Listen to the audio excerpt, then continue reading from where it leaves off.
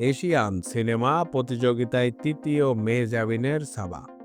ক্যারিয়ারের বড় পর্দায় ডেবিউ করেই একের পর এক সাফল্য দেখতে চলেছেন জনপ্রিয় অভিনেত্রী মেহজাবিন চৌধুরী। মাকসুদ হোসেন পরিচালিত ছবি সাবাতেই প্রথম অভিনয় তার। ছবিটি যে রীতিমতো অভিনেত্রীর কপাল খুলে দিয়েছে তা আর বলার বাকি রাখে না। দেশের প্রেক্ষাগৃহে মুক্তির আগেই আন্তর্জাতিক বিভিন্ন চলচ্চিত্র উৎসব দাপিয়েছে মেহজাবিনের এই ছবিটি।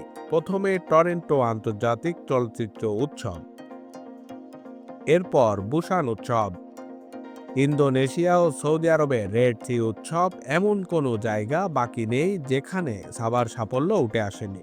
কিন্তু এখানেই থেমে যায়নি সাবার সাফল্য।